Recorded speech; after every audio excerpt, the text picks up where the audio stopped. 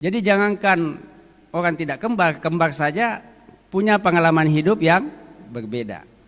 Oleh karena itu kita perlu mendengarkan orang-orang yang telah menjalani hidup cukup lama, unik, perjuangan yang cukup berat, supaya kita ini tidak mengulangi kesalahan yang sama yang mungkin kalau kita tidak mendengarkan dia bicara, kita akan mengalami hal yang sama. Itu namanya trial and error, mencoba dan salah. Ada namanya best practices. Dan kata salah seorang filosof Prancis namanya René Descartes, bahwa buku adalah tempat di mana pikiran-pikiran terbaik dari manusia ditumpahkan, dan hanya yang baik saja yang ditumpahkan. Jadi kalau Anda membaca buku, sebenarnya pasti hal yang terbaik yang diungkapkan oleh penulis buku itu. Dan yang diungkapkan itu adalah pengalaman unik masing-masing penulis buku. Oleh karena itu, siapa yang paling banyak membaca buku, maka sebenarnya dia paling banyak gurunya. Nah, ada filosof yang mengatakan orang yang paling saya takuti adalah yang hanya membaca satu buku saja. Nanti cari di internet itu kata-kata itu, the most I fear is the one who read only one book. Itu pasti muncul di Google. Dan ada gambarnya. Ada gambarnya orang manusia yang suaranya keras tapi satu buku saja di dalam otaknya, tapi ada satu yang kalem, itu rupanya bukunya banyak sekali di otaknya. Dan waktu saya ospek, dulu namanya ospek, sekarang namanya PBAK ya, Ustaz Tarbisi ya, pengenalan budaya akademik dan kemahasiswaan. Salah satu narasumber di PBAK itu namanya Kiai Dr. Andes Haji Muhammad Ahmad. Beliau waktu itu pembantu rektor 2. Dia bilang begini kepada kami mahasiswa baru, sekitar 1.500 orang. Anak-anakku sekalian, kamu tahu sarjana yang baik itu bagaimana? Tidak ada yang angkat tangan. Lalu beliau bilang, sarjana yang baik adalah sarjana yang di otaknya penuh dengan judul buku. Saya banget, kan? Tapi sekarang kita lihat ya, kebanyakan apa? Otak orang. Judul atau merek HP, seri HP. Saya biasa pancing mahasiswa saya. Siapa yang tahu apa namanya iPhone mutakhir sekarang? Pak, iPhone 15 Pak. Apa perbedaannya dengan iPhone 14? Itu Pak spesifikasinya begini, kameranya sekian megapiksel ini. Wah, luar biasa. Lalu saya tanya, udah berapa buku yang kamu baca minggu ini? Belum ada Pak. Itu mau jadi sarjana. Itu menjadi pedagang pulsa atau pedagang handphone, kerja di Makassar Training Center, apa namanya, MTC ya, kayak posting ya? Pati suka ke sana. Lalu mahasiswa, siapa yang pernah mengunjungi toko buku dalam 1 bulan ini? Tidak ada yang angkat tangan. Saya tanya, tolong jujur kepada saya, siapa yang telah mengunjungi Bintang? Maksudnya Pak, Bintang itu yang tulis handphone. Untuk apa? Gonta-ganti casing, gonta-ganti layar, beli headset, bolak-balik. Tidak ada beli buku tapi beli aksesoris handphone. Ini generasi kita sekarang. Ya, jadi parah sekali. Nah,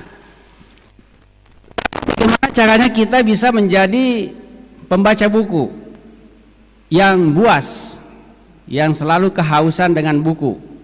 Bagaimana supaya kita tercemar dengan penyakit cinta buku tidak katulungan? Salah satunya adalah merencanakan menjadi pembaca. Bagaimana? Pertama, bergaul dengan orang-orang yang gemar membaca. Saya kira di antara Ananda ini kutu buku. Ya. Beda ya? Yang bukan Bugis, kutu itu artinya malas. Kutu itu artinya bookworm. Artinya sedikit-sedikit dia bersama buku lagi. Dia mengutu-ngutui buku. Itu yang bagus. Lawannya kutu buku. Kutu baca buku. Coba bergaul dengan dia, kamu akan ketularan. Tapi kalau kamu bergaul dengan orang yang suka merokok, lama-lama kamu jadi perokok. Kamu bergaul dengan orang yang suka gibah, kepo, cerita tentang teman lain, kamu tiba-tiba menjadi pecerita tentang orang lain. Tapi kalau kamu bergaul dengan kutu buku, mau tidak mau dia banyak bercerita kepada kamu tentang buku yang tidak perlu kamu baca. Dengan demikian gratis. Oke? Yang kedua, menjadi murid langsung kutu buku. Dan Ananda semua sudah melakukan itu. Para Arya guru tak di sini bisa membawakan pengajian halakah dan bisa menjadi ustadz, ya, kiai muda, itu karena pasti kutu buku di masa dia dulu nyantri. Karena tidak semua orang yang pernah menempuh pendidikan pesantren bisa membawakan pengajian kitab, ya kan? Tidak semuanya, ada juga produk gagal, tapi tetap dia bagus, ya. Jadi jangan juga mengatakan kalau kita alumni pesantren tidak menjadi kiai muda, tidak bisa membawakan pengajian kita, berarti kita produk gagal. Ya tidak, karena ada produk pesantren Asadiyah tidak menjadi ulama, tapi dia terkenal baik hati, kaya raya, tidak perlu ditambah kaya, dermawan. Sayangnya mati muda, meninggal, baru, ya. Dia bekerja di lembaga survei politik, namanya Herman Heiser. Dia dikenang, banyak kalangan mengenang kebaikannya, dan dia santri Macanang, alumni Macanang. Ada tadi saya lihat pakai Pak Imam, ya, pakai jaket Macanang, itu trademark itu. Itu artinya kawah Chandra di muka perjuangan menuntut ilmu. Siapa yang lolos dari kawah Macanang itu sudah manusia berkualitas. Dia bisa mengatasi hidup. Sekarang diganti Macanang menjadi jalur 2. Apa? Macanang City. Ini apa ini? Kalau ini. Entar lokasi ini. Jalur 2. Ya, sama aja kan? Ya. Menjadi murid, ya. Yang ketiga, membaca buku autobiografi orang-orang sukses karena menjadi pembaca buku. Anak-anak sekalian, saya sejak SMP Madrasah Sanawiyah itu sudah membaca banyak sekali biografi dan autobiografi tokoh-tokoh dunia. Bung Karno, Jenderal Sudirman, Urip Sumoharjo, Nelson Mandela, John F. Kennedy, Mahatma Gandhi, ya. Dan membaca autobiografi orang yang hebat membuat kita kadang-kadang menempuh jalan hidup seperti mereka dan menghindari jalan hidup yang bisa membuat kita gagal. Belajar dari langkah-langkah orang lain yang telah berhasil. Minimal membaca autobiografi atau biografinya Guru Kiai Haji Muhammad As'ad Al-Bugisi. Di usia 14 tahun sudah hafal Quran, ya. Di usia 17 tahun sudah menjadi imam tarawih di Masjid Al-Haram, 3 tahun berturut-turut imam tarawih. Usia 21 tahun ke Indonesia, tiba di Sengkang pada tahun 1928. Kalau 21 tahun berarti seusia Ananda semua, ya? Ya betul? Kalau sarjana kan biasanya usianya sudah 22-23 tahun. Tapi kalau 21 tahun berarti mungkin semester 2 atau semester 3. Jadi seperti usianya Ananda ini, Guru Tasada tiba dari Mekah ke Sengkang dan langsung namanya harum di kalangan masyarakat muslim bahwa ada ulama besar di Sengkang, matasi pak desengannya, ya. He has an ocean knowledge, ya. Pengetahuan yang kayak laut tak bertepi, dan membuat ulama-ulama dari berbagai tempat datang berkunjung ke Sengkang untuk mengetahui kenapa ada orang dikatakan masih muda tapi sudah hebat sekali. Jadi jangan menunggu nanti tua baru merasa perlu mengajarkan ilmu, ya. Di usia 21 Kiai As'ad sudah menjadi ulama besar, dan yang datang berguru kepada beliau bukan hanya ulama yang lebih muda dari beliau, tapi juga yang lebih tua. Tadi saya ceritakan di Ruampola Bupati pada saat FGD. Salah satu murid beliau yang lebih tua 7 tahun, namanya Kiai Haji Abdurrahman Ambo Dale. Dia lahir pada tahun 1900. Sementara Gurta As'ad itu lahir pada tahun 1907. Jadi orang lebih tua datang berguru kepada beliau. Gurta Yunus Martan lebih tua kalau tidak salah 1 tahun, karena beliau lahir tahun 1906. Ya, kalau saya Ustaz Tarmisi ya. Jadi kemudahan itu bukan faktor untuk tidak menjadi ulama. Dan saya kira Anda pernah membaca biografinya Ibnu Sina. Siapa yang tahu Ibnu Sina? Pernah dengar namanya? Jangan salah sebut. Ibnu Sinai, ya Sina ada hamzahnya di ujung, bukan Ibnu Zina. Itu bahaya. Saya baca biografi beliau Hayatul Syekhul Rais. Ternyata usia 13 tahun atau 12 tahun dia sudah menguasai semua pengetahuan yang ada pada masanya. Dan pada saat dia berusia 35 tahun, dia hanya menulis buku saja, menulis. Sampai ada sahabatnya bertanya kepada Ibnu Sina, bagaimana kamu menulis buku-buku kamu? Saya tidak pernah melihat kamu membaca. Kata Ibnu Sina, dan ini jawaban yang menurut saya penting sekali kita ingat. Apa yang saya tulis di usia tua, padahal belum tua, maksudnya 30-an ke atas, adalah apa yang saya ketahui dan pelajari di masa muda. Tidak berlebih dan tidak berkurang. Itu artinya masa belajar yang paling baik itu 0 tahun sampai mestinya paling lama 25. Kalau sudah 25 baru mau belajar serius, pegang buku terjatuh di dada, udah mulai mengantuk, banyak pikiran. Ada lagu Bugis yang terkenal, bagi yang tidak tahu bahasa Bugis nanti tanyakan artinya. Alamasea mua tauna ompori sesekale, dan seterusnya. Menyesal kenapa di masa 0 sampai 25 tahun tidak belajar. Maka Ananda sekalian masih punya waktu 3 tahun. Itu sebenarnya sudah terlalu terlambat. Terutama terlambat untuk menjadi pencinta buku. Mari kita lihat biografi orang yang mencintai buku sejak masih pra-TK. Ceramah atau menonton ceramah motivasi tentang membaca dan menulis yang kita lakukan. Oke? Jadi Anda semua nanti lakukan yang pertama, kedua, ketiga. Tugas saya yang keempat ini memotivasi Anda untuk menjadi pembaca buku. Saya ingin mengatakan kepada Anda bahwa sebenarnya menjadi pembaca buku, penggemar buku, pencinta buku itu pamase meraja. Barakak lupuh. Kita beli itu minat baca, tidak bisa dipaksakan. Ada yang kenal di sini Yusuf Kalla? Ada? Ada namanya Wakil Presiden Yusuf Kalla, ada nama anaknya namanya Solihin Kalla. Konon ceritanya karena Pak Yusuf Kalla itu termasuk gemar membaca, dia ingin anaknya juga suka membaca buku. Maka ketika Solihin Kalla ini masih kecil, itu kamarnya dipenuhi dengan buku di dindingnya. Apakah nanti Solihin Kalla menjadi pembaca buku? Tidak. Walaupun dia pergi kuliah di Amerika, tapi dia kembali menjadi pebisnis.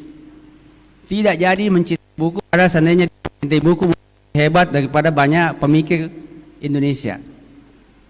Ya, apakah semua anak ulama jadi? Tidak. Yang malah lebih kuat baca buku daripada anak ulama. Jadi ia memiliki kecintaan kepada ilmu pengetahuan, pada buku, syukuri. Itu pamasi luar biasa. Itu tidak bisa dibeli, tidak bisa dipaksakan. Sekaya apapun orang tua Anda bisa beli banyak buku, tidak bisa serta-merta anak-anak kita yang dikelilingi oleh buku kemudian mencintai buku. Dan itulah salah satu tanda kesyukuran saya kepada Allah, karena saya mulai mencintai buku sejak masih usia 4 atau 3 tahun. Bagaimana ceritanya kita akan lihat nanti. Nah, orang biasa menjadi pembaca buku pertama karena tradisi keluarga. Karena rumah semua orang baca buku. Bapak setiap pulang dari kerja baca buku. Ibu juga setelah memasak baca buku. Di rumah banyak buku berantakan, berhamburan maksud saya. Mau tidak mau ketika kita lahir kita sudah kenal buku sejak kecil. Ketika kita dalam kandungan ibu suka membaca buku, ya, pastilah ada hawanya kepada kita. Pertanyaannya, apakah semua punya tradisi keluarga seperti itu? Mungkin tidak. Kita lihat bapak kebanyakan pegang handphone, ya, ibu kebanyakan nonton drama Korea. Bagaimana anak kita baca buku? Di rumah, di lemari kayu jati yang bagus, apa isinya? Keramik dari Cina. Bukan. Coba ke kantornya Mahat Ali, tempat saya tadi istirahat sejenak. Wah, indah sekali pemandangannya. Nanti akan saya tunjukkan beberapa rak buku, ya. Kalau ini tidak bisa, jangan menyesal, enggak apa-apa. Kita ada teladan orang tua, guru dan teman sebaya. Itu juga bisa membuat kita suka membaca buku. Kemudian lingkungan masyarakat dengan tradisi baca tulis yang kuat. Ini saya di Indonesia ini belum, ya, kita kebanyakan tradisi bicara, ngomong, bukan tradisi membaca buku. Makanya ada anekdot, ada guyonan. Kalau kamu melakukan perjalanan ke luar negeri dan menggunakan bandara, stasiun kereta api, dan mau mengetahui siapa orang Indonesia yang ada di stasiun itu, gampang. Lihat saja. Ini sebelum orang mengenal handphone. Kalau ada orang Indonesia bingung-bingung saja menilai begini, itu orang Indonesia. Tapi kalau ada yang baca buku, itu orang Eropa atau orang Amerika atau orang Jepang. Kalau orang Indonesia tidak bawa buku, tapi bangun saja. Tapi setelah mengenal handphone, ya, orang Indonesia pegang handphone. Orang-orang yang mempunyai tradisi membaca sebagai sebuah bangsa, itu akan membawa buku setiap dalam perjalanan. Lalu pengalaman personal yang unik. Saya kira di antara Ananda ada yang gemar membaca buku, dan itu lahir karena pengalaman yang unik. Ada teman saya punya toko buku namanya Paradigma Ilmu, namanya Sulhan Yusuf. Dia alumni UNM. Dia suka sekali membaca buku dan tulisannya bagus-bagus. Karena sangat mencintai buku, akhirnya dia berprofesi sebagai penjual buku. Tapi cerdas, selalu dipanggil ceramah tentang literasi. Ketika kita tanya, bagaimana awalnya kamu suka membaca buku? Dia bilang begini, orang tua saya itu yakin sekali bahwa anak-anak usia di bawah 5 tahun, kalau tidak tidur siang, bisa stunting atau bisa cebol, perkembangannya lambat. Maka bapak saya setiap kita pulang sekolah dan makan siang, tidur siang, kita semua dipaksa masuk kamar, lalu dikunci dari luar. Awalnya kami bisa tidur, tidak bisa, tapi tidak bisa keluar. Kami bongkar lemari tua yang ada dalam kamar itu, dan ternyata di dalam lemari itu ada banyak buku. Akhirnya dia ambil satu-satu. Mulailah dia baca dan tidak terasa waktu untuk tidur sudah lewat dan pintu dibuka. Kadang dia tidak keluar lagi karena terus membaca buku. Dan besok ketika bapaknya bilang tidur siang, dia sudah merasa tidak ada masalah. Oh, kita masuk tidak tidur tapi membaca buku. Itu berlangsung bertahun-tahun. Setelah itu dia mencintai buku. Ada nggak yang punya pengalaman seperti itu? Ya. Nanti pengalaman saya juga unik, ya. Yang berikutnya adalah pembiasaan di sekolah atau di keluarga. Waktu anak saya sekolah di tingkat SD yang perempuan, yang sekarang sekolah di Malpi, di Australia dulu SD-nya. Yang laki-laki sekarang kuliah di Jakarta, di Australia SMP-nya. Di sekolahnya itu diwajibkan meminjam buku 2 per hari. 2 buku tipisnya sampai 5 halaman, 10 halaman. Buku-buku yang menyenangkan. Kembalikan lagi besok. Tapi siapa yang pinjam lebih banyak dari 2 buku dan berkali-kali, itu dikasih piagam sebagai pada akhir bulan, attention, ini bulan ini pembaca terbaik kita adalah Sophia Smardina Halim. Kasih piagam. Piagamnya cuma dicetak saja, tidak ada stempel apa. Tapi bangga anak-anak. Jadi bangga ketika membaca buku. Dan buku yang bisa dipinjam tidak terbatas selama kita bisa baca. Pertanyaannya, Apakah sekolah-sekolah Anda semua dulu di tingkat sanawiyah atau SD ada perpustakanya? Ada atau tidak ada? Kebanyakan tidak ada. Ada itu pun hanya tempat menyimpan buku paket dan tertutup. Tidak ada. Ruangannya untuk dibaca karena berdebu. Fungsinya jelek. Kalau perpustakaan SD, SMP, SMA yang pernah saya lihat di Australia, di Kanada, di Amerika, selain bukunya banyak, suasananya nyaman sekali, karpetnya tebal, ada sofanya. Siapa yang tidak tertarik membaca? Bagaimana di sini pustakanya? Ya, mengusulkan. Lalu tragedi atau peristiwa khusus. Apa namanya tragedi peristiwa khusus? Ada santri dimarahi sama Pak Kiai.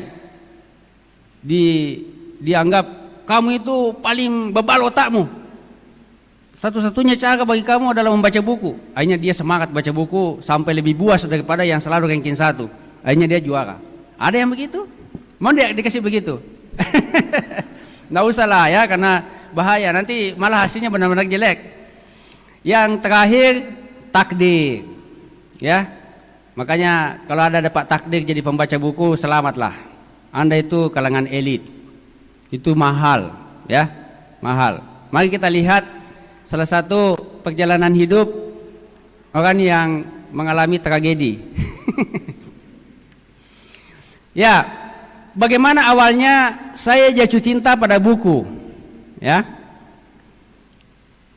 Saya begini ceritanya. Coba lihat itu di belakang, itu rumah kayu di belakang situ, ada? Lihat dulu, lihat di sana. Di atasnya itu ada lagi namanya rakiang bahasa Bugisnya, loteng bahasa Indonesianya, otik bahasa Inggrisnya. Saya waktu usia 3 tahun dan sudah mulai sadar, sudah mulai ingat tentang diri saya, sudah mulai menjadi manusia. Saya melihat ibu saya memasang tangga, ada sedikit lubang untuk naik ke atas rakiang itu, lalu dia naik ke atas. Dan seperti yang Anda tahu, semua anak kecil itu penasaran dengan tempat tinggi. Selama masih bisa naik, naik terus, walaupun membahayakan keselamatan. Dan ibu saya itu disiplin, setiap dia habis mengambil sesuatu, dia gantung lagi tangga itu, tangga bambu, ya. Saya ada peluang untuk naik. Tapi sekali waktu ibu saya lupa menggantung ke tangga itu, dan sebagai anak bayi 3-4 tahun saya naik merangkak ke atas, sangat berbahaya sebenarnya. Dan merayap di loteng itu yang lantainya terbuat dari bambu, bila bambu, namanya salima, ya. Apa bahasa Indonesia salima? Nyaman bambu itu namanya tabak esong.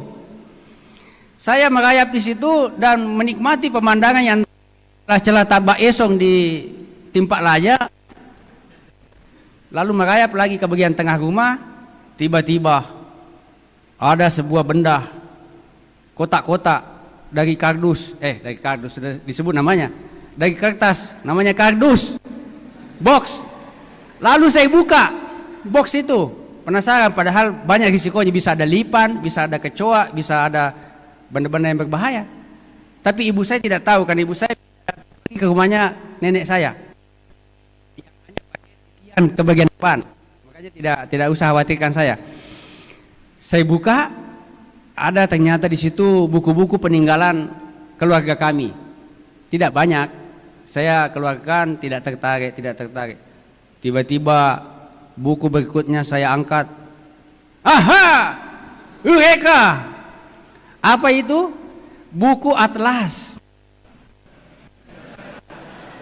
Satu-satunya buku yang berwarna-warni di antara semua buku yang ada di situ. Yang membuat saya suka sekali buka-buka melihat warna-warnanya. Ada atlas perekonomian dunia, atlas kota-kota dunia, atlas fauna, hewan-hewan dunia. Binatang berwarna-warni. Lebarnya sekitar 30 cm kali 25 cm lebar. Saya buka-buka, tiba-tiba ibu saya teriak dari bawah karena khawatir di mana saya berada. Nama kecil saya itu kayak orang Cina. Nama saya, nama lengkap Wahyudin Halim, tapi dipanggilnya Yonding. Yonding! Yonding, tega kau nak? Di mana kamu nak? Saya bilang, kalau saya menjawab, langsung ibu saya naik, diturunkan saya. Tidak jadi kita membaca. Jadi saya abaikan dulu beberapa waktu, tapi karena saya khawatir dia mulai juga was-was sekali, hanya, adakah di sini? Langsung dia naik secepat kilat karena takut sekali saya terjatuh. Kenapa bisa di situ? Itu cerita pertama, tapi cinta saya sudah mulai tumbuh. Bahwa ada dunia yang saya bisa lihat tanpa mengunjunginya secara aktual, dan tempatnya ada di Rakyat. Jadi besok ibu saya ketika luput lagi mengangkat itu tangga, ada lagi di atas. Dan itu usia sebelum masuk TK.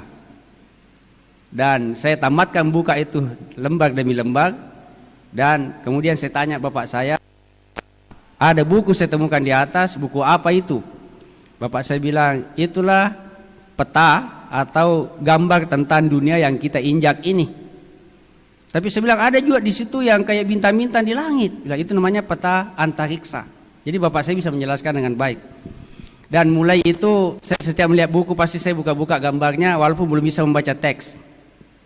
Ketika masuk TK, bagian yang paling saya suka ketika ibu guru mengatakan, kita sekarang ini waktunya membaca-baca buku. Saya langsung melompat ambil semua itu buku yang ada di rak itu untuk saya baca satu demi satu.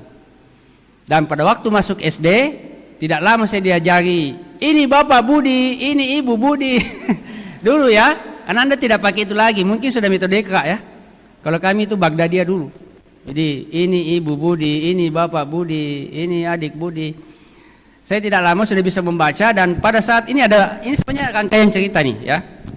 Jadi perkawanan denganku sejak masih di TK, lalu membaca buku yang buas sejak di SD, terutama pada saat saya duduk di kelas 4. Pada saat saya duduk di kelas 4 SD, semua buku-buku paket yang ada di kelas 5 dan kelas 6 saya sudah baca. Karena sudah habis di kelas 4.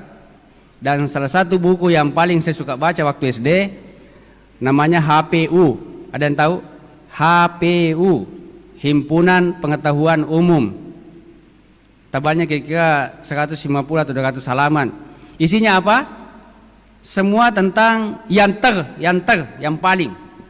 Sungai terpanjang di dunia, sungai terbesar di dunia, gunung tertinggi di dunia, palung laut terdalam di dunia, menara tertinggi di dunia, pulau terbesar di dunia, pulau terkecil di dunia. Saya hafal itu bukan sengaja, tapi karena berminat sehingga saya kuasai semua. Bahkan semua ibu kota dunia saya hafal semua sejak masih kelas 4, kelas 5 SD. Pada saat kelas 5 SD, ketika wali kelas tidak, karena pergi tanam padi, tanam palawija, datang lagi kepala sekolah almarhum Pak Mahmudong, minta maaf, anak-anakku sekalian, pagi ini wali kelas tidak masuk ya, kadang-kadang sakit, tapi yang paling sering itu musim tanam. Jadi saya akan menggantikan, tapi tidak lama. Seperti biasa, kalau saya menggantikan wali kelas, kita akan main tebak-tebakan. Ya, tebak-tebakan. Apa tebak-tebakannya? Itu tadi buku. Bertanya, anakku kalau tahu jawabannya angkat tangan ya. Siapa? Sungai terpanjang di dunia? Saya Pak. Sungai Nil atau Sungai Mississippi yang ada di Amerika. Sungai terbesar di dunia? Saya Pak. Sungai Amazon di Brasil. 100. Tinggi di dunia, Mount Everest, Himalaya, 100. Kalaupun naik, saja. Karena baca, ataupun dia baca hanya untuk ujian. Makanya lepas ujian hilang semua. Karena innamal a'malu binniyat. Sampai-sampai ceritanya kalau mau dipersingkat, setiap wali kelas tidak hadir, maka lengan saya sakit. Tahu jawabannya? Karena saya begini-gini terus. Dan paling menurut saya menarik, menurut saya, tahun 2016 atau 2019 saya lupa, saya berkunjung ke Chicago. Saya ke Amerika yang keempat kalinya. Setelah studi di Amerika, saya berkunjung lagi membawa rombongan ulama muda yang mau keliling Amerika dan saya sebagai penerjemah. Dan salah satu kunjungannya adalah kota Chicago di negara bagian Illinois. Saya pagi-pagi bangun dan melihat sebuah bangunan warna hitam tinggi sekali, lalu ada tertulis di puncaknya itu SEARS, Sears. Astagfirullah, inilah dulu waktu saya SD, selalu saya jawab, menara tertinggi di dunia waktu itu tahun 70-80-an. Saya Pak, menara Sears di Chicago. Baru saya lihat benarnya inilah. Sayangnya waktu saya lihat bukan lagi yang tertinggi di dunia. Apa yang tertinggi? Al Burj yang ada di Dubai. Sebelumnya Petronas Malaysia. Banyak yang lain. Tapi waktu saya SD itulah yang paling tinggi. Jadi hafalannya harus diperbaharui. Ya. Ya. Lalu waktu SMP, ini yang lebih menarik. Kepuasan membaca itu semakin menjadi-jadi. Waktu saya duduk di kelas 1 SMP, Sanawiyah, kakak perempuan saya yang kedua duduk di kelas 3 Sanawiyah. Kakak saya yang perempuan yang tertua duduk di kelas 1 Aliyah. Jadi kakak saya yang tertua dengan kakak saya yang kedua jaraknya cuma 1 tahun. Tapi jaraknya kakak perempuan saya dengan saya sebagai anak laki-laki pertama 2 tahun.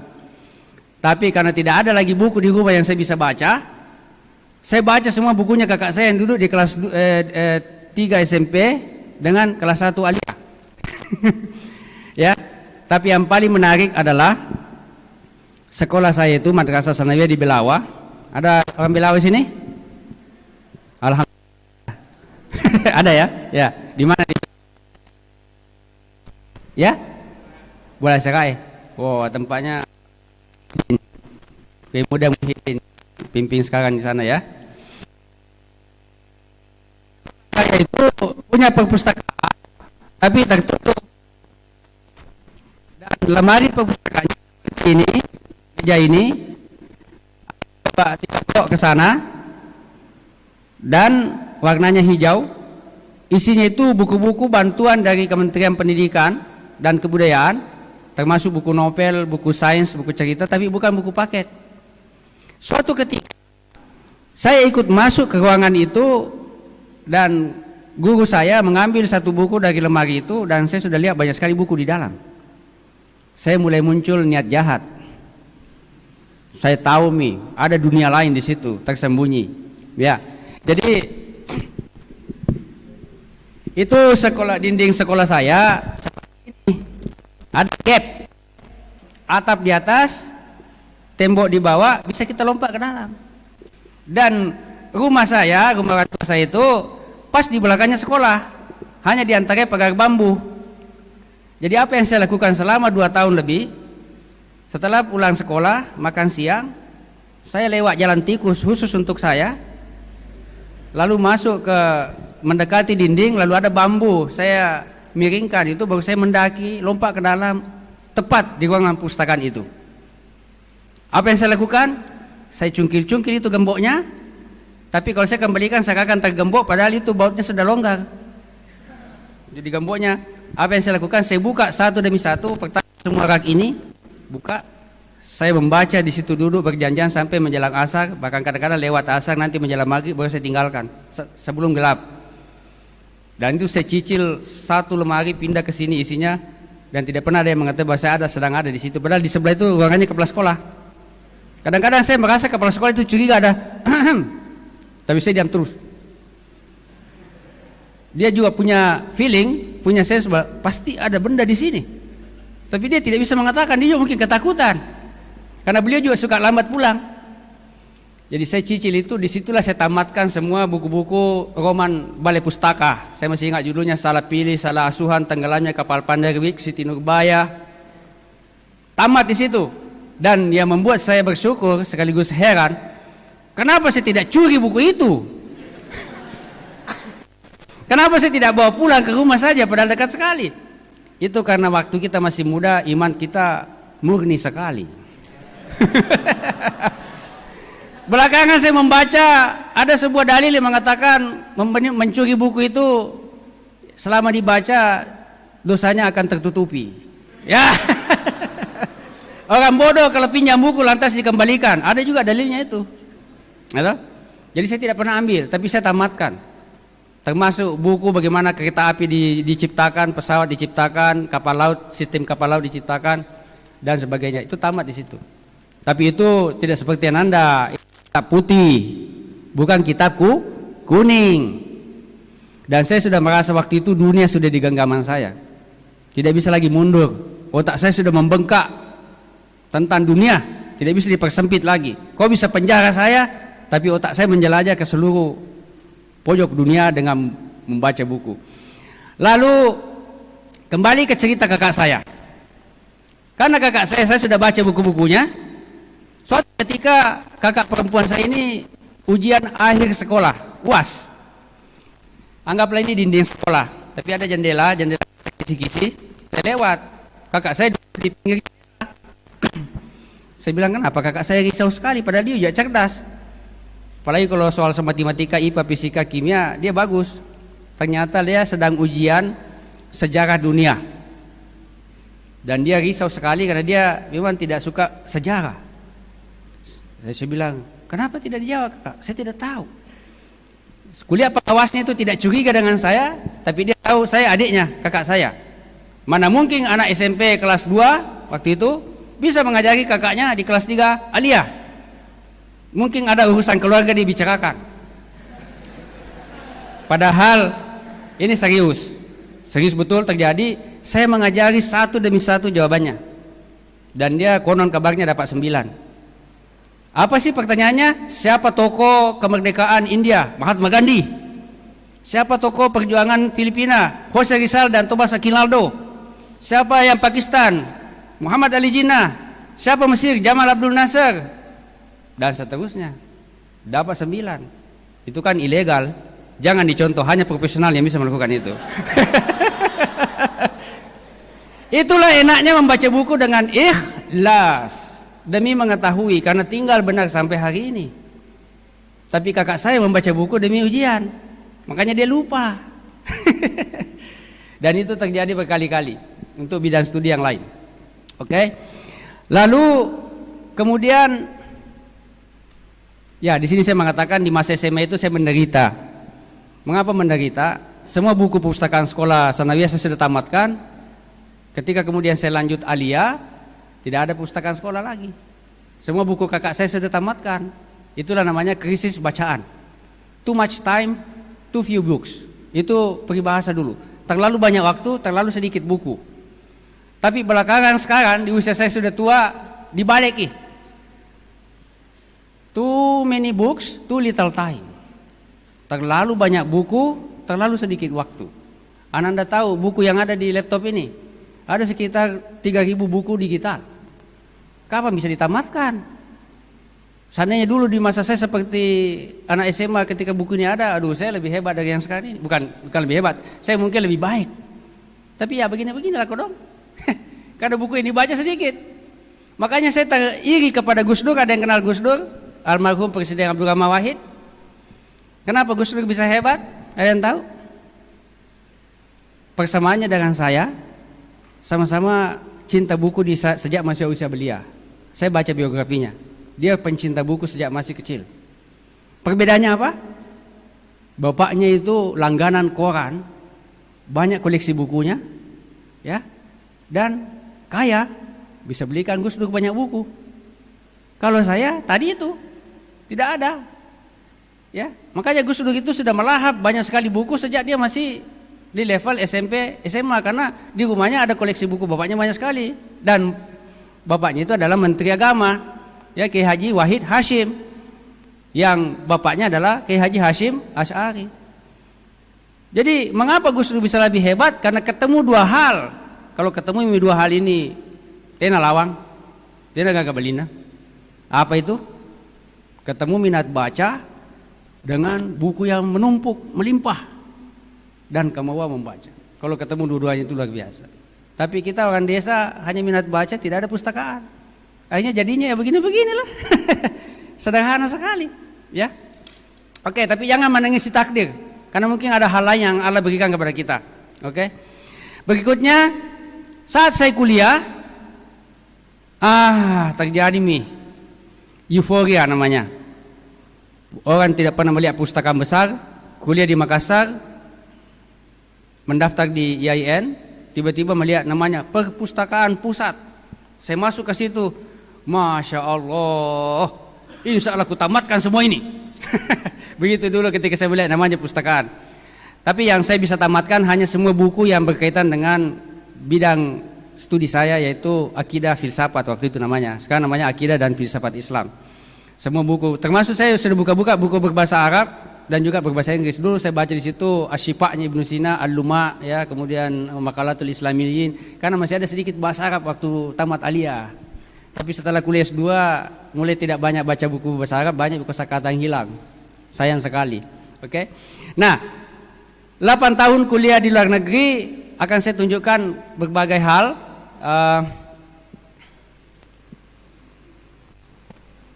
Ini tadi penjelasannya, ilustrasi di loteng, tapi ini anak saya. Kira-kira begitu modelnya dulu waktu saya 4 tahun, ini juga usianya waktu itu 3 tahun. Ada kardus ditemukan, bermain-main, kemudian membolak-balik buku-buku dan majalah, menyendiri di sudut-sudut rumahnya kakek, dibawa meja atau dibawa kolong mesin jahit. Tahu mesin jahit yang begini-begini? Kita biasa nyetir-nyetir begitu. Saya di situ sembunyi membaca supaya tidak dipanggil-panggil orang. Itu mesin jahitnya tante saya. Oke. Inilah SD saya, masih bangunan yang sama tapi sudah dipoles berkali-kali, direnovasi, termasuk dindingnya sudah dikasih keramik, atapnya sudah diganti, tapi bangunannya masih sama.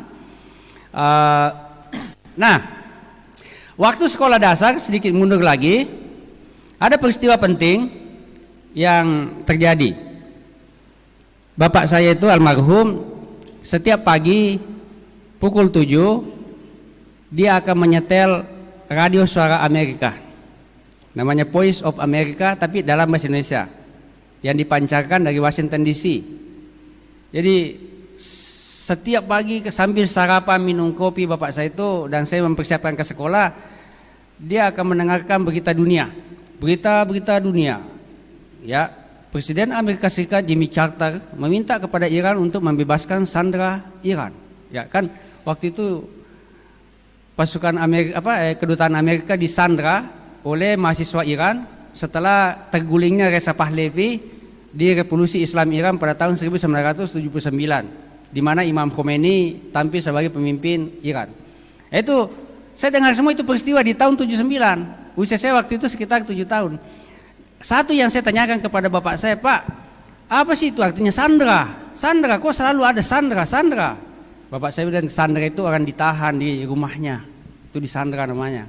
Ternyata maksudnya itu para staf kedutaan besar Amerika di Teheran dikepung, disandera oleh mahasiswa, tidak boleh keluar karena kemarahan mahasiswa terhadap Amerika yang membackup Reza Pahlavi sebagai presiden diktator selama beberapa tahun. Dan yang menarik adalah ada siaran radio suara Amerika dalam bahasa Indonesia tentang Islam di Amerika oleh Abdul Nur Adnan, orang Jawa, Abdul Nur Adnan yang membina rubrik itu. Suaranya sangat renyah dan dia bercerita tentang perkembangan Islam di Amerika. Tapi ketika kemudian saya berkunjung ke Amerika pada tahun 2019 kalau nggak salah, yang ketiga kalinya, saya bertemu dengan Pak Abdul Nur Adnan ini di Kedutaan Besar Indonesia di Washington. Lalu saya mendekati beliau, saya bilang inilah namanya Abdul Nur Adnan. Assalamualaikum Pak, waktu itu kita mau nunggu Jumatan di kedutaan. Waalaikumsalam, gimana kabar Adinda? Alhamdulillah baik. Pak Abdul Nur Adnan ya, betul. Pak, saya mau sampaikan bahwa suara Bapak itu saya sudah kenal, sudah dengar sejak saya masih di kandungan ibu saya. Kok bisa? Kali ibu kamu tidak pernah jumpa saya. Begini Pak, sejak saya masih di kandungan, bapak saya sudah memutar radio suara Amerika jam 7. Dan salah satu siarannya itu adalah Islam di Amerika oleh Abdul Nur Adnan. Ya, itu berarti suaranya Pak Adnan. Makanya suara bapak saya tiba-tiba mengingat. Karena bapak dulu suka suaranya saya dengarkan. Jadi begitulah peristiwa, kita jauh sebelum berkunjung secara fisik ke satu tempat, kita sudah merasa hadir di situ. Tapi yang paling menarik menurut saya, di radio suara Amerika itu ada pengumuman seperti ini. Bagi pendengar ingin mendapatkan buku gratis, judulnya inilah Amerika, silakan kirim kartu pos ke kotak pos 90953 1002, saya masih ingat. Maksudnya itu ke Jakarta, nanti di Jakarta kontak ke Amerika, bukunya dikirim ke Amerika, terjemahan dalam bahasa Indonesia. Saya betul-betul pergi ke kantor pos di kecamatan, di seberang sekolah, menyeberang kecamatan, ini Nandri Bilawa, lapangan Batara. SD saya di sebelah baratnya, kantor kecamatan sebelah timur lapangan. Saya ke situ beli kartu pos, isi alamat saya kantor kecamatan Bilawa, tulis alamat kirim. 1 bulan kemudian saya lagi sekolah, tiba-tiba ada pegawai kecamatan pakai limas. Sekarang namanya limas toh. Ada di sini namanya Wahyudin. Ada Pak, kenapa dicari? Saya agak takut juga. Ada aparat mencari saya. Kamu pernah kirim surat ke Amerika? Ya pernah. Ada buku kiriman kamu dari Amerika di kantor kecamatan. Ikut saya pergi ambil.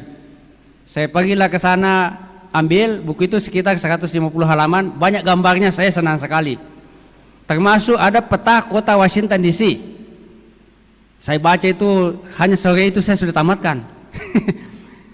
Karena begitu antusias. Tahun 2001 ya betul 2001 saya berkunjung ke Amerika yang pertama kalinya dari Kanada. Saya kuliah di Kanada antara tahun 99 sampai 2001. Saya berkunjung ke Amerika bersama 2 dosen Unhas perempuan, dan ketika turun di Bandara John F. Kennedy, kita kemudian pergi ke kompleks Gedung Putih dan lain-lain. Ini 2 teman saya dosen senior Unhas ini selalu bilang, Wahyu, tunggu dulu kita cari peta. Kan waktu itu belum ada handphone. Ini belum ada handphone. Kenapa cari peta? Supaya perjalanan kita efisien. Supaya kita tahu di mana itu Abraham Lincoln Memorial, di mana the White House, di mana the Capitol, di mana di mana George Washington Monument. Kenapa saya bilang petanya? Kami itu sombong sekali dapat. Saya sudah baca waktu kecil, waktu saya SD. Betulkah? Kalau begitu kita jalan-jalan. Saya jalan nih, saya bilang di depan belok kanan itu nanti Gedung Putih. Lewat sedikit itu Abraham Lincoln Memorial. Belok kiri itu namanya Thomas Jefferson Memorial. Mundur ke belakang George Washington Monument. Ke belakang lagi the Capitol. Udah ada petanya di sini. Kenapa? Karena waktu kita membaca itu kayak sponge. Kita teriak semua informasi dan membekas kayak mengukir di atas batu. Makanya ya menyesal lah kenapa di masa kecil tidak baca peta. Saya kan baca peta tadi usia 4 tahun. Jadi sudah terbiasa dengan peta. Dulu pernah juga di tes saya peta tanpa titik-titik, namanya peta buta. Disuruh tunjuk semua nama negara dengan ibu kotanya. Banyak yang akurat. Peta Perancis, di sini Teheran, di sini Aljazair, kemudian Tunisia, kemudian Libya, kemudian Mesir, di bawahnya adalah Chad, di sini adalah Sudan. Ini begitu menunjuknya. Apalagi Mekah gampang sekali ditunjuk, ya kan? Jadi semua hal-hal yang menurut saya berkah karena menjadi pembaca sejak masih SD. Kita lebih cepat sedikit karena waktu. Ya.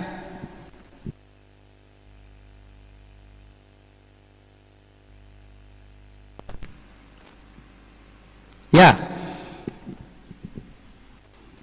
Satu hal yang kadang-kadang bapak saya marah kepada saya karena saya membawa buku ke sawah. Kalau bawa buku ke sawah pada saat kita tanam padi nggak apa-apa, berarti selama jeda kita baca buku. Atau tanam kacang hijau, ketika sudah matahari begitu panas kita istirahat dulu, saya baca buku. Tapi ini saya baca buku pada saat disuruh mak dongi. Tahu mak dongi? Mengusir burung pipit yang kalau dia mendarat di satu sudut bisa habis itu isinya padi itu.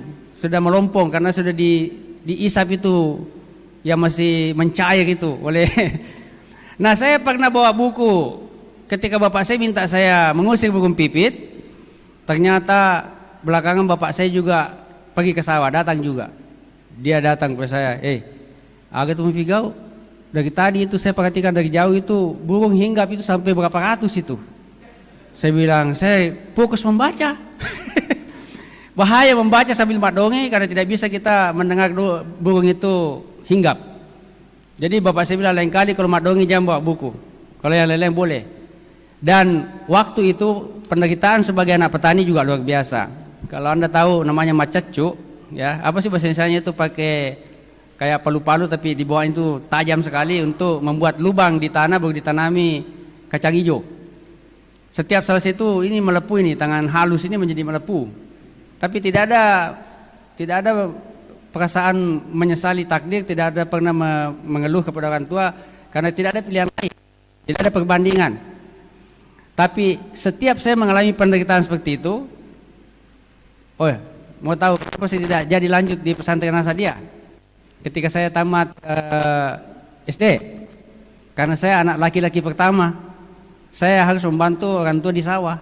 2 kakak saya perempuan semuanya, makanya tidak bisa pergi nyantri. Ya, nah kalau sudah biasanya keringat bercucuran, tangan saya perih, dan masalawat ini mesti salatu wassalamu alaik, kan salawat tarhim ya. Itu andalannya masih Raya Belawa, karena corongnya itu bisa didengar di pinggir Danau Tempe sebelah barat, seperti timur, karena number 1 kualitas Jepang, menaranya tinggi. Jadi kalau masalah masjid Belawa yang kali kau sengkap, kebalikannya tidak. Kalau masjid Umul Qura masalawat tidak dengar di Belawa. Nah saya bisa dengar itu salawat di sawah yang jaraknya sekitar 2 km ke arah barat dekat Danau Sidereng. Woi, masalah ini musik bahagia sekali. Kenapa tahu saya bahagia? Ketan. Ada yang tahu? Siapa yang mau jawabannya? Bukan karena penderitaan, bukan karena akan kembali minum-minum teh apa saya, bukan. Karena saya akan kembali ke rumah, ada buku yang belum saya baca. Saya akan baca nanti itu kalau saya pulang. Itulah hiburannya anak petani. Ada buku baru, penderitaan apapun diantaranya tidak terasa, nah ada hiburan. Itu. Jadi tidak pernah menyesal. Dan ternyata itulah nanti yang mendatangkan banyak hal. Ceritanya semuanya Pak ini. Itu mendengarkan. Ya. Ya, waktu saya di Madrasah Sanawiyah ada perpustakaan masjid di sekolah saya. Termasuk di situ ada terjemahnya Ihya Ulumuddin. Saya masih ingat penerjemahnya namanya Haji Rus'an. Saya mencicil membaca itu, tapi baru 3 jilid saya sudah tidak kuat karena semakin sulit saya pahami. Jilid pertamanya mudah karena tentang keutamaan menuntut ilmu. Jadi saya semakin bangga di situ. Wah, ini Al-Ghazali benar-benar ini tahu betul keinginanku.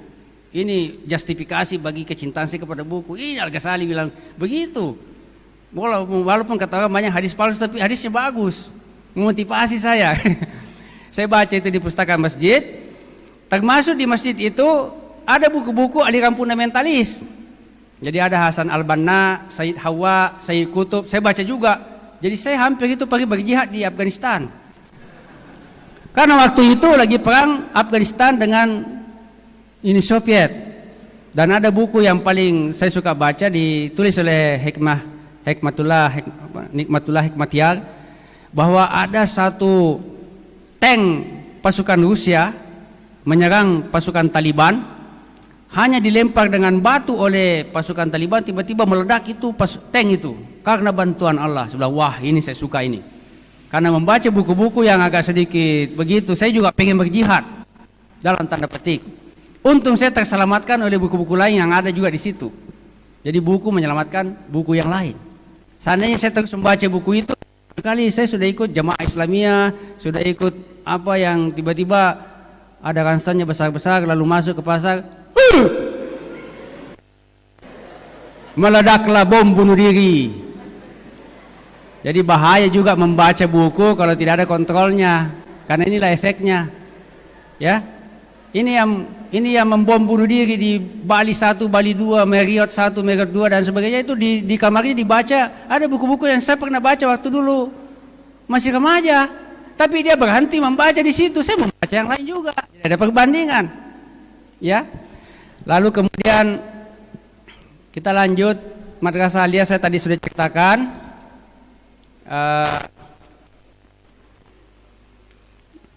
Kuliah, ya. Saya awalnya, ya, saya dulu sekolah di Madrasah Aliyah swasta ya di Belawa itu, dibina oleh lembaga Muhammadiyah. Tapi bapak saya sudah bilang alumni Asadiyah dan ritualnya ritual Asadiyah. Jadi di rumah kita pulang dari Madrasah Aliyah Muhammadiyah dan mendengarkan penjelasan tentang fikih Muhammadiyah, tiba di rumah bapak saya menjelaskan fikih Asadiyah. Jadi saya mendebat bapak saya, Pak, itu kunut itu hadisnya tidak sahih, Pak, atau lemah. Bapak saya jelaskan lagi. Oh, saya bilang kalau begitu sama-sama punya argumentasi, ya itu pilihan sajalah. Lalu azan 2 kali? Kenapa 2 kali? Itu kan boros, Pak. 1 kali kan cukup. Bapak saya jelaskan lagi. Kenapa bapak saya suka pergi capek-capek ke Masjid Darussalam salat tarawih 20 rakaat, padahal di masjid dekat rumah itu 8 ji. Bapak saya bilang, ya kalau lama itu berarti kita punya banyak pahalanya, kan kuantitatif. Istilahnya begitu. Jadi penjelasan bapak itu membuat saya sudah moderat sejak masih kecil. Jadi tidak ada lagi perbedaan itu, perbedaan itu tidak membuat saya fanatik dan menjauhi yang lain. Nah, pada waktu saya sekolah di Aliyah, kami hanya 7 orang dalam satu kelas. Kira-kira kalau 7 orang dalam satu kelas bisa bolos enggak? Langsung ketahuan 6 orang. Jadi tidak bisa kita bolos. Dan kebanyakan guru kelas kami itu tidak masuk karena sekolah swasta gurunya itu dipinjam dari sekolah negeri Manwajo waktu itu ya. Jadi sedikit-sedikit data lagi kepala sekolah yang waktu itu penyuluh di KUA. Ananda sekalian, mohon maaf, ya guru-guru hari ini agak sulit karena mereka harus datang pemeriksa di sekolahnya, jadi tidak bisa datang mengajar. Jadi Ananda tinggal saja di kelas, belajar sendiri ya. Jadi pada umumnya saya itu tinggal di kelas, menunggu lonceng ditabuh untuk keluar istirahat, masuk lagi kelas, hanya belajar sendiri bersama teman-teman. Tapi alhamdulillah setelah ikut ujian nasional di Madrasah Aliyah Negeri Wajo, diumumkan bahwa ternyata nilai tertinggi untuk jurusan IPS itu adalah nilai saya. Dan waktu itu IAIN, Institut Agama Islam Negeri Alauddin Makassar, punya kebijakan bagi siswa yang punya IPK 7, sekian ke atas itu bebas memilih jurusan apa saja. Termasuk jurusan favorit seperti PAI, ya pendidikan agama Islam itu kan favorit ya. Tapi saya malah memilih jurusan akidah filsafat. Kenapa? Ceritanya begini. Waktu saya remaja, usia SMA, saya seperti juga Ananda semua, bosan di rumah, tidak lagi buku dibaca. Saya juga pergi ke rumah ronda, apa sih namanya, bola rondang, apa sih, pos kamling. Mendengarkan orang tua-tua bicara, berdebat. Walaupun menjadi pendengar saja, kalau kita ngomong, masih kecil kok, ada pemisah nih, aja nemu codok. Jadi kita mendengar saja. Semakin lama saya mengikuti perdebatan mereka, karena waktu itu belum ada WhatsApp, jadi belum berdebat di dunia maya, berdebat di dunia nyata dengan argumen yang kadang-kadang debat kusir. Tapi setiap berdebat ada satu, kalau dia menjawab pertanyaan dan menyangga itu tidak ada lagi yang bisa mengalahkan argumentasinya, dan orang pada diam. Namanya Ibrahim, dan itu tinggal di Waji, ya kenal orang Belawa, Waji di belakang sungai, menyeberang sungai di belakang rumah saya. Lama-lama saya tanya beliau itu, Pung, di mana Ki dulu kuliah? Kenapa ya Dinda? Kita itu kalau berdebat, nah kalau kita ngomong tidak ada yang bisa kalahkan pendapat kita. Hebat sekali kita punya ilmu. Biasa saja. Iya, tapi di mana Ki dulu kuliah? Saya dulu kuliah di jurusan akidah filsafat di Fakultas Usuluddin. Tapi itu tidak bisa kan sembarang masuk ke situ, karena kalau tidak salah-salah bisa gila. Bahaya itu. Tapi bahwa dia bisa berdebat karena ilmu Usuluddin, itu yang membuat saya mengatakan kalau saya mendaftar di IAIN saya harus pilih jurusan itu. Lalu saya betul-betul pilih itu dan lulus. Tapi sebelum lulus, yang mewawancarai saya itu Warek 2. Dia bilang begini, Saudara Wahyudin, Anda ini sombong sekali. Saya melihat aplikasi Anda di satu jurusan yang apa saya terus. Lihat orang 3 jurusan.